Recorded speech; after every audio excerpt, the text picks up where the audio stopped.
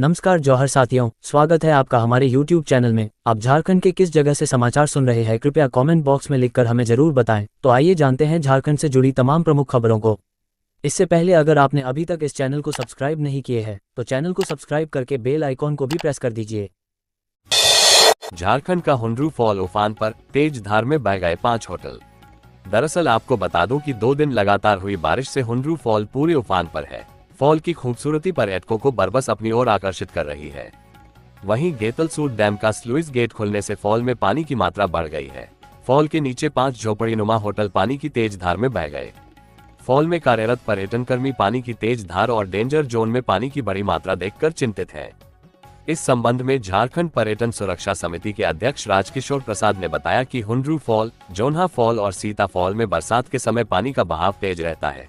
Danger zone में हमेशा खतरा बना रहता है।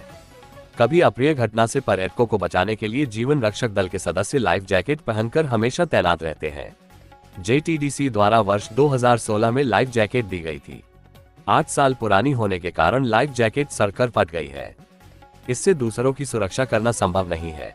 आपको बता दें कि झारखंड पर्यटन सुरक्षा समिति के अध्यक्ष राजकिशोर प्रसाद ने बताया कि इस लाइफ जैकेट पहनकर जीवन रक्षक दल के सदस्य पर्यटन कर्मी अपनी जान की हिफाजत नहीं कर सकते हैं। विभाग इस पर गंभीरता से विचार करते हुए लाइफ जैकेट उपलब्ध कराए। पिछले 5 माह मार्च से जुलाई तक का वेतन भी पर्यटन कर्मियों को नहीं मिला है। वहीं पिछले वर्ष के 3 माह का वेतन भी अभी तक नहीं मिला है। झारखंड में ऊर्जा मित्रों की नियुक्ति में धांधली, कैग की रिपोर्ट में एजेंसियों को अनुचित लाभ देने का खुलासा। दरअसल आपको बता दूं कि ऊर्जा मित्रों की नियुक्तियों में अनियमितता हुई है। बिजली की बिलिंग के लिए ऊर्जा मित्रों की नियुक्ति के लिए बोलीदाताओं की न्यूनतम तकनीकी आवश्यकताओं की अनदेखी की गई है।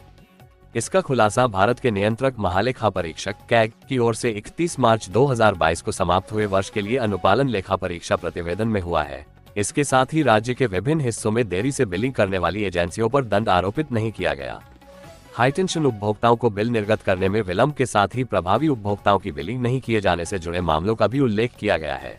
ऐसे धनबाद और गिरिडीह के लिए NIT में सफल बोलीदाता मेसर्स EMDE डिजिट्रॉनिक्स प्राइवेट लिमिटेड ने समान कार्य के लिए ग्राहक द्वारा जारी पूर्णता प्रमाण पत्र जमा नहीं किया था।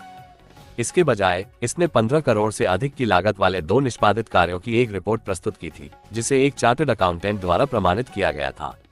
TEC ने बोली लगाने वाले को तकनीकी रूप से योग्य घोषित करने के लिए इस दस्तावेज को स्वीकार कर लिया। यद्यपि ये ग्राहक द्वारा जारी नहीं किया गया था। आपको बता दें कि ऐसे हजारीबाग और मेदिनीनगर के लिए NIT में सफल बोलीदाता मेसर्स साई कंप्यूटर्स लिमिटेड ने अनुबंध से बर्खास्त न होने और किसी भी निविदा से वंचित न किए जाने के संबंध में सितंबर 2020 में एक शपथपत्र प्रस्तुत किया था। ये गलत था।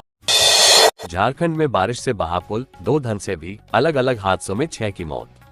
दरअसल आपको बता दूं कि झारखंड के कई जिलों में शनिवार को भी जमकर बारिश हुई। गुरुवार रात से शुरू हुई बारिश 3 के कारण पूरे राज्य में आफत का आलम है। नदियां उफान पर है। बारिश और बाढ़ के कारण बोकारो में एक पुल बह गया, जबकि लोहरदगा में 2 पुल धंस गए। दर्जन भर डायवर्सन ध्वस्त हो गए। नदियों का पानी निचले इलाकों में घुस गया है। इधर बारिश के दौरान हुए हादसों में 6 लोगों की जान चली गई। 2 मौत गढ़वा और सरायकेला में, जबकि पलामू और गिरिडीह में एक मौत हुई। पानी के बढ़ते दबाव के कारण शनिवार को तेनुघाट के अलावा पलामू में मोहम्मदगंज बराज के गेट खोल दिए गए। इस कारण निचले इलाकों में खतरा बढ़ गया है। बारिश की वजह से कोयला उत्पादन और धुलाई पर भी असर पड़ा है। आपको बता दें कि जानकारी के अनुसार बोकारो के गोमिया में बोकारो नदी पर देनहे डुमरी पुल का मध्य भाग शनिवार सुबह बह गया। पुल के 2 पिलर ध्वस्त हो गए। इसी दौरान पुल पार कर रहा एक ग्रामीण भी बह गया। उसकी तलाश जारी है। उसके पीछे चल रहे 2 लोग बाल बाल बच गए। उधर बगोदर में घनघरी सोनाफ्री रोड बह गया है। मेदिनीनगर के पहाड़ी मोहल्ले में कोयल नदी का पानी भर गया है। वहीं महुआडांड में बराही नदी पर बने पुल का अप्रोच पथ बह गया। चतरा के टंडवा में एक बच्ची के बहने की सूचना है। यहाँ 2 पुलिया भी ध्वस्त हो गई है। बड़कागांव में चेक डैम बह गया। झारखंड में कब होगा मैया सम्मान योजना की पहली किस्त का भुगतान? पहले चरण में आवेदन कब तक? दरअसल आपको बता दूं कि झारखंड मुख्यमंत्री मैया सम्मान योजना का लाभ लेने के लिए शनिवार से योग्य लाभुकों द्वारा आवेदन लेने की प्रक्रिया शुरू हो गई। अगस्त माह के किस्त का भुगतान 21 तारीख को होगा। इसके लिए 13 अगस्त तक के आवेदन पर विचार होगा। खराब मौसम और कई तकनीकी खराबी के बावजूद पहले दिन शाम 4 बजे तक 2582 आवेदन आए। इनमें से 2580 आवेदन पेंडिंग थे, वहीं 2 को स्वीकृत किया गया। स्वीकृत आवेदन लातेहार और पलामू के लाभुक के हैं। महिला, बाल विकास एवं सामाजिक सुरक्षा विभाग के सचिव मनोज कुमार ने आईपीआरडी स्थित सभागार भवन में प्रेस वार्ता कर इसकी जानकारी दी। शनिवार से जगह जगह कैंप लगाकर आवेदन लेने का काम शुरू हुआ, जो 10 अगस्त तक लगेगा। रविवार को भी कैंप लगेगा। 10 के बाद भी विभाग द्वारा कैंप जारी रहेगा। वहीं आगामी 21 अगस्त से पोर्टल के माध्यम से आवेदन जमा किए जाएंगे। सरकार आपके द्वार कार्यक्रम में भी योग्य लाभुकों से आवेदन लिए जाएंगे। आपको बता दें कि सचिव ने कहा, मौसम की खराबी के कारण पहले दिन आवेदन अपलोड करने में नेटवर्क स्लो होने की वजह से कुछ तकनीकी अड़चनें आई थी, जिन्हें दूर कर लिया गया है। अगले माह से 15 तारीख तक राशि का भुगतान किया जाएगा। योजना का लाभ लेने के लिए कई अर्हता तय की गई है। इसमें एक राशन कार्ड में लाभुक का नाम होना जरूरी है। इस दौरान विभाग के अपर सचिव अभय नंदन अम्बष्ट, निदेशक शशि प्रकाश झा, सहायक निदेशक प्रियंका श्रीवास्तव, सहायक निदेशक शत्रुंजय कुमार, जैप IT निरंजन कुमार आदि उपस्थित थे। बता दें कि मुख्यमंत्री हेमंत सोरेन ने प्रत्येक जिले में इस योजना के प्रति जागरूकता के लिए शुक्रवार को जागरूकता रथ को रवाना किया था। मुख्यमंत्री के निर्देश पर विभागीय स्तर पर मॉनिटरिंग की जा रही है। अधिवक्ता गोपी कृष्ण हत्याकांड, आरोपी अरेस्ट, अनगढ़ा में पुलिस अपराधियों में एनकाउंटर, अपराधी रोशन के पैर में लगी गोली, गिरफ्तार। दरअसल आपको बता दूं कि रांची सिविल कोर्ट के वकील गोपी कृष्ण हत्याकांड में रांची पुलिस को बड़ी सफलता हाथ लगी है। अनगढ़ा थाने के महेशपुर में रांची पुलिस और अपराधियों के बीच हुए एनकाउंटर के बाद मुख्य आरोपी रोशन मुंडा को गिरफ्तार कर लिया गया है। वहीं उसका सहयोगी संदीप कालिंदी फायरिंग करते हुए भागने में सफल रहा, जिसे बाद में गिरफ्तार कर लिया गया। एनकाउंटर के दौरान अपराधी रोशन मुंडा के पैर में गोली लगी, जिस वजह से वो भाग नहीं सका और उसे गिरफ्तार कर लिया गया है। उसे इलाज के लिए रिम्स में भर्ती कराया गया है। जानकारी के मुताबिक सूचना मिलने के बाद कोतवाली DSP प्रकाश सोए के नेतृत्व में टीम बनाई गई थी। यही टीम अपराधियों को पकड़ने गई थी। पुलिस ने महेशपुर के पास स्थित बागान टोली के घर को पुलिस ने घेर लिया, जिसके बाद उसे सरेंडर करने को कहा गया। आपको बता दें कि अपराधियों ने सरेंडर न कर फायरिंग शुरू कर दी, जिसके बाद पुलिस की ओर से जवाबी फायरिंग की गई। इसी क्रम में अपराधी रोशन मुंडा के पैर में गोली लगी। पुलिस की टीम में कोतवाली DSP के साथ सुखदेव नगर थाना प्रभारी, अनगढ़ा पुलिस, SSP का टेक्निकल सेल और QRT मौजूद थी। पूर्व मंत्री आलमगीर की जमानत पर सुनवाई 7 को। दरअसल आपको बता दूं कि ठेकों में कमीशनखोरी से प्राप्त बड़ी रकम का मनी लॉन्ड्रिंग करने के आरोप में जेल में बंद पूर्व मंत्री आलमगीर आलम की जमानत याचिका पर 7 अगस्त को सुनवाई होगी। शनिवार को मामले में सुनवाई की तारीख निर्धारित थी, लेकिन अधिवक्ताओं के न्यायिक कार्य से अलग रहने के कारण सुनवाई टल गई। पिछली सुनवाई में याचिकाकर्ता की ओर से लगभग 1500 पन्नों की लिखित बहस अदालत में फाइल की गई थी। ED की ओर से मामले में जवाब दाखिल है। बता दें, आलमगीर आलम ने 18 जुलाई को जमानत की गुहार लगाई है। खादी ग्रामोद्योग से बदलेगी महिलाओं की तकदीर, जीतन राम मांझी बोले, गोबर से बने प्राकृतिक पेंट को दिया जाएगा बढ़ावा। दरअसल आपको बता दूं कि केंद्रीय सूक्ष्म लघु और मध्यम उद्यम मंत्री जीतन राम मांझी ने शनिवार को रांची में खादी और ग्रामोद्योग आयोग के राज्य कार्यालय का दौरा किया और झारखंड में चल रही खादी विकास योजनाओं की समीक्षा की। उन्होंने योजनाओं को लाभार्थियों पर केंद्रित बनाने और उन्हें और प्रभावी बनाने के लिए मार्गदर्शन दिया। अपने दौरे के दौरान जीतन राम मांझी ने प्रधानमंत्री रोजगार सृजन कार्यक्रम PMEGP के तहत वित्त पोषित इकाइयों की ओर से बनाए गए उत्पादों का निरीक्षण किया। इन उत्पादों में शहद, रेडीमेड कपड़े, sanitiser, dishwash, cloth wash, hand wash, phenyl और गोबर से बने प्राकृतिक पेंट शामिल थे। उन्होंने PMEGP लाभार्थियों से बातचीत की और उनकी प्रगति और आय में वृद्धि के बारे में जानकारी ली।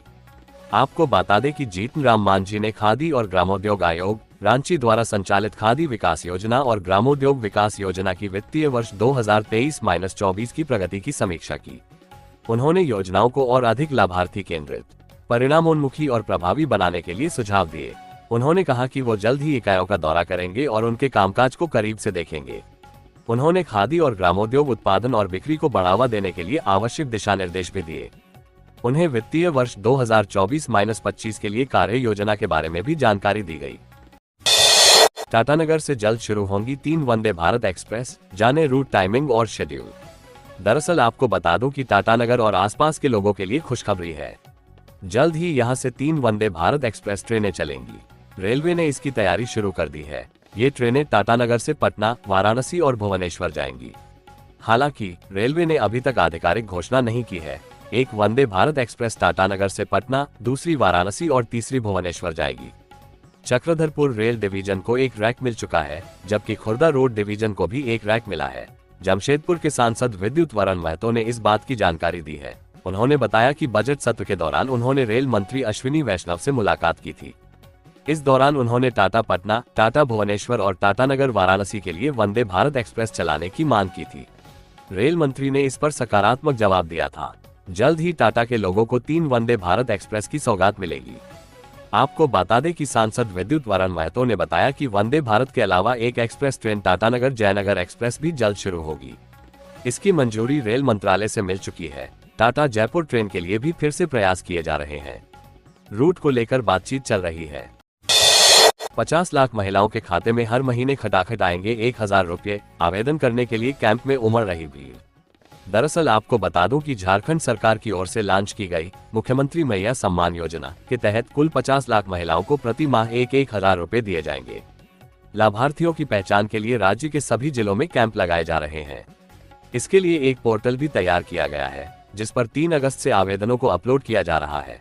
पहले दिन 4 बजे शाम तक इसके लिए कुल 2582 आवेदन प्राप्त हुए हैं। ये जानकारी झारखंड के महिला, बाल विकास और सामाजिक सुरक्षा विभाग के सचिव मनोज कुमार ने दी। मनोज कुमार ने बताया कि यह सरकार की फ्लैगशिप स्कीम है, जिसमें लक्ष्य के अनुरूप महिलाओं को लाभान्वित करने के लिए मिशन मोड में अभियान शुरू किया गया है। सभी जिलों के कल्याण पदाधिकारियों और बाल विकास परियोजना पदाधिकारियों को कैंपों के लगातार सुपरविजन के आदेश दिए गए हैं। सभी जिलों में कैंप लगाए जा रहे हैं और प्रत्येक कैंप में करीब 800-1000 लोग आ रहे हैं। सभी आवेदनों का सत्यापन पोर्टल के माध्यम से ही किया जाएगा। उन्होंने उम्मीद जताई कि इस महीने में 21 अगस्त को महिलाओं के खाते में 1000 रुपये की पहली किस्त की राशि भेज दी जाएगी। आपको बता दें कि पोर्टल खोले जाने के बाद एक दिन में ही करीब 15 लाख हिट मिले हैं।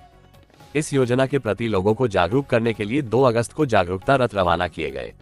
सीएम हेमंत सोरेन खुद इस योजना पर नजर रख रहे हैं और विभागीय स्तर पर इसकी मॉनिटरिंग की जा रही है। झारखंड में कब तक होगी विधानसभा चुनाव की घोषणा? राजनीतिक दलों ने शुरू की तैयारियां। दरअसल आपको बता दूं कि झारखंड में मानसून सत्र के समापन के साथ ही तमाम राजनीतिक दल मैदान में उतरने की तैयारियों में जुट गए हैं। अभी तक की तैयारियों के अनुसार प्रदेश में चुनाव नियत समय पर ही होने की बात कही जा रही है, लेकिन इस बात की भी प्रबल संभावना है कि झारखंड में चुनाव महाराष्ट्र और जम्मू कश्मीर के साथ करा लिया जाए। ऐसा हुआ तो सितंबर माह में कभी भी चुनाव की घोषणा हो सकती है, अन्यथा अक्टूबर में तो घोषणा होगी ही। सभी दलों ने अभी से बूथ स्तर तक के कार्यक्रम तय कर उम्मीदवारों की तलाश शुरू कर दी है। संभावना यही है कि शीत सत्र से विधानसभा अपने पूरे स्वरूप में गठित हो चुकी होगी। पिछली बार दिसंबर 2019 में ही झामुमो और कांग्रेस के महागठबंधन के तहत हेमंत सोरेन के नेतृत्व में सरकार का गठन हुआ था। आपको बता दें कि राजनीतिक दलों की तैयारी अभी से ही शुरू हो चुकी है। झारखंड मुक्ति मोर्चा, कांग्रेस और राजद का गठबंधन जहां उन सीटों पर अधिक फोकस कर रहा है जहां पिछली बार जीत मिली थी और जिन सीटों पर कुछ ही वोटों से हार हुई थी। तनाव पैदा करने की कोशिश में झारखंड कांग्रेस अध्यक्ष राजेश ठाकुर ने बीजेपी पर बोला हमला। दरअसल आपको बता दूं कि झारखंड प्रदेश कांग्रेस के अध्यक्ष राजेश ठाकुर ने कहा है कि विपक्षी खासकर भाजपा चुनाव के पहले झारखंड के वातावरण में आग फैलाने के लिए बेचैन है। भाजपा की केंद्रीय टीम ने खासकर उन मुख्यमंत्रियों को झारखंड भेजा है जो समाज में आग लगाने में माहिर है। आपसी एकता और मजबूती से ही भाजपा द्वारा सूबे में फैलाए जा रहे नकारात्मक अभियान का मुकाबला किया जा सकता है। उन्होंने कहा कि भाजपा तनाव फैलाने की तैयारी में है, लेकिन हमें सौहार्दपूर्ण वातावरण में रहना है। इस दौरान एक मुलाकात अपनों के साथ अभियान के तहत प्रदेश कांग्रेस अध्यक्ष राजेश ठाकुर ने अपने 2 दिवसीय दौरे के क्रम में लातेहार, पलामू, गढ़वा जिले के प्रखंड अध्यक्षों एवं कार्यकर्ताओं एवं उनके परिजनों के साथ मुलाकात कर संगठन के संबंध में विस्तार पूर्वक चर्चा की। इस अभियान के दौरान में उनके साथ प्रमुख रूप से प्रदेश कांग्रेस के पूर्व कार्यकारी अध्यक्ष मानस सिन्हा, झारखंड राज्य आवास बोर्ड के अध्यक्ष संजय लाल पासवान आदि नेता भी हैं। आपको बता दें कि ठाकुर ने लातेहार जिले के लातेहार प्रखंड कांग्रेस अध्यक्ष शंभू यादव, सतबरवा प्रखंड कांग्रेस अध्यक्ष प्रमोद यादव, लहलहे में मेदिनीनगर ग्रामीण प्रखंड कांग्रेस अध्यक्ष रविंद्र तिवारी, मेदिनीनगर प्रखंड कांग्रेस अध्यक्ष राजेश चौरसिया, गढ़वा प्रखंड कांग्रेस अध्यक्ष योगेंद्र चौबे और वरीय नेता रामकरेश चौबे के अलावा बिहार कला में रमना प्रखंड कांग्रेस अध्यक्ष मंसूर अंसारी एवं अन्य नेताओं से मुलाकात की। पूर्व विधायक लोबिन हेम्ब्रम को हाई कोर्ट से मिला झटका, जेएमएम की सदस्यता रद्द करने याचिका पर हुई सुनवाई। दरअसल आपको बता दूं कि हाई कोर्ट के एक्टिंग चीफ जस्टिस एसएन प्रसाद व जस्टिस ए के राय की खंडपीठ में झामुमो से निष्कासित पूर्व विधायक लोबिन हेम्ब्रम की सदस्यता समाप्त किए जाने के खिलाफ दाखिल याचिका पर सुनवाई हुई। सुनवाई के दौरान अदालत ने उक्त आदेश पर रोक लगाने से इनकार कर दिया। अदालत ने इस मामले में विधानसभा से जवाब और स्पीकर कोर्ट में सुनवाई से जुड़े सभी दस्तावेज पेश करने का निर्देश दिया है। मामले की अगली सुनवाई 4 सप्ताह बाद होगी। पूर्व विधायक लोबिन हेम्ब्रम ने 25 जुलाई को विधानसभा के स्पीकर न्यायाधिकरण द्वारा उनकी सदस्यता रद्द करने के फैसले को झारखंड हाई कोर्ट में चुनौती दी है। याचिका में कहा है कि स्पीकर ने विशेष दबाव में आकर यह फैसला लिया है। ये बोरियो की जनता के साथ विश्वासघात करने जैसा है। आपको बता दें कि याचिका में कहा गया है कि मानसून सत्र की घोषणा पहले हो चुकी थी और उसे सत्र में लोबिन अपने क्षेत्र से जुड़े 2 सवालों को पटल पर रखने वाले थे, जिसकी अनुमति भी स्पीकर से प्राप्त हो चुकी थी। उसका जवाब भी आना था, लेकिन अचानक स्पीकर कोर्ट ने सुनवाई करते हुए उनकी सदस्यता रद्द करने का फैसला सुना दिया। स्पीकर कोर्ट का फैसला पूरी तरह असंवैधानिक है, क्योंकि एक ही पार्टी के 2 सदस्यों के एक ही कृत्य को लेकर अलग अलग रवैया अपनाया जा रहा है। केंद्रीय रक्षा राज्य मंत्री संजय सेठ ने गिनाई केंद्रीय बजट 24 की खूबियां। दरअसल आपको बता दूं कि रांची के सांसद एवं केंद्रीय रक्षा राज्य मंत्री संजय सेठ ने शनिवार को कहा कि इस वर्ष का आम बजट नए भारत के निर्माण की दिशा में एक महत्वपूर्ण कदम है। ये बजट प्रधानमंत्री नरेंद्र मोदी की दूरदर्शिता को समर्पित है। पिछले 10 वर्षों में प्रधानमंत्री नरेंद्र मोदी के नेतृत्व में भारत की जो तस्वीर एवं तकदीर बदली है, उसे आगे ले जाने वाला ये बजट है। श्री सेठ शनिवार को भाजपा जमशेदपुर महानगर के तत्वावधान में केंद्रीय बजट पर आधारित प्रेस वार्ता को संबोधित कर रहे थे। इस दौरान जमशेदपुर के सांसद विद्युत वरण महतो, भाजपा जमशेदपुर महानगर अध्यक्ष सुधांशु ओझा, प्रदेश मंत्री नंदजी प्रसाद, जिला महामंत्री अनिल मोदी, मीडिया प्रभारी प्रेम झा मौजूद रहे। बिष्टुपुर स्थित चैम्बर भवन के सभागार में आयोजित प्रेस वार्ता में उन्होंने कहा कि यह नया भारत मोदी का भारत है, जो ना झुकता है और ना रुकता है, बल्कि दुनिया के शक्तिशाली देशों से आंख में आंख डालकर बात करने वाला भारत है। इसलिए दुनिया आज भारत की ओर आकर्षित हो रही है एवं दुनिया भर में भारत की प्रतिष्ठा लगातार बढ़ रही है। हम सब जानते हैं कि पहले भारत के प्रति दुनिया का दृष्टिकोण कैसा था, लेकिन अब दुनिया भारत को एक सम्मान और आशा भरी नजरों से देख रही है। दुनिया के सशक्त राष्ट्राध्यक्ष भी सारे प्रोटोकॉल तोड़कर मोदी जी से गले मिलने आ रहे हैं। खबरों से जुड़े रहने के लिए चैनल को सब्सक्राइब, वीडियो को लाइक एवं एक दूसरे से शेयर जरूर करें। धन्यवाद।